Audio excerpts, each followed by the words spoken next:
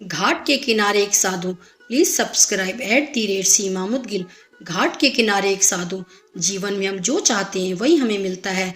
यह बात सुनने में बहुत आसान लगती है, लेकिन इसका गहरा मतलब बहुत कम लोग समझ पाते हैं। आज हम आपको एक ऐसे साधु की कहानी सुनाएंगे जो रोज घाट के किनारे बैठकर चिल्लाया करता था, जो चाहोगे सो पाओगे। इस कहानी में छुपा संदेश आपकी जिंदगी बदल सकता है और आपको सोचने पर मजबूर कर देगा। गंगा नदी के किनारे एक छोटा सा गांव था। उस गांव में एक बूढ़े साधु रहते थे।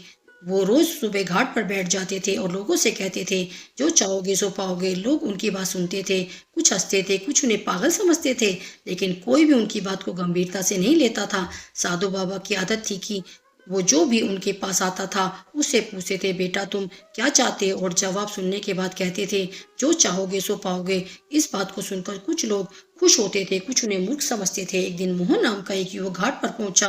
वो बहुत परेशान दिख रहा था। उसके चेहरे पर चिंता की लकीरें थी और आंखों में उदासी थी। साधु बाबा ने उसे देखा और पास बुलाया। साधु बाबा ने पूछा, बेटा क्या हुआ? तुम इतने परेशान क्यों हो?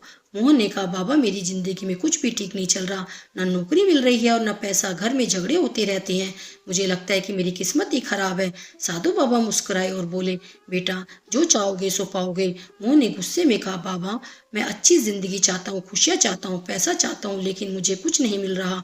साधु बाबा ने धीरे से मोहन का हाथ पकड़ा और कहा, बेटा तुम झूठ बोल रहे हो। तुम अच्छी जिंदगी नहीं चाहते, तुम सिर्फ परेशानियों के बारे में सोचते हो। सुबह उठते ही तुम्हारी पहली सोच यही होती है कि आज फिर क्या गलत होगा। दिन भर तुम बस अपनी तकलीफों को गिनते रहते हो।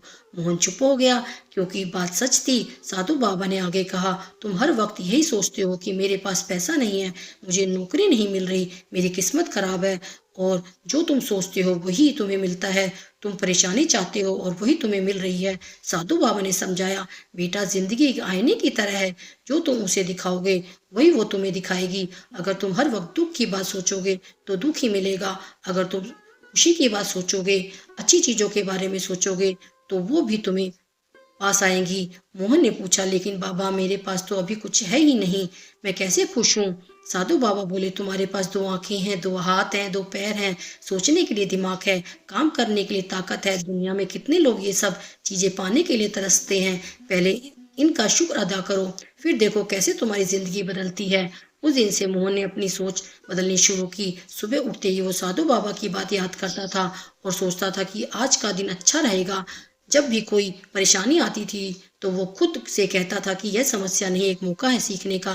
धीरे धीरे मोहन का रवैया बदलने लगा। लोग उसे पहले से ज्यादा खुश और सकारात्मक देखने लगे। उसकी इसी सकारात्मक सोच को देखकर एक व्यापारी ने उसे अपनी दुकान में काम पर रख लिया। मोहन ने मेहनत से काम किया और कुछ ही महीनों में उसकी जिंदगी पूरी तरह बदल गई। एक साल बाद मोहन फिर से घाट पर गया। इस बार उसके चेहरे पर मुस्कान थी और आंखों में चमक थी। उसने साधु बाबा के पैर छुए और कहा, बाबा आपने सच कहा था, जो चाहोगे सो पाओगे।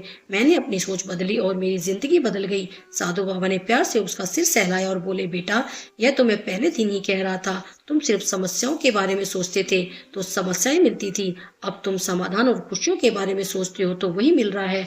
यह कहानी हमें सिखाती है कि हमारे जीवन में जो कुछ भी घटता है वो हमारी सोच का नतीजा होता है।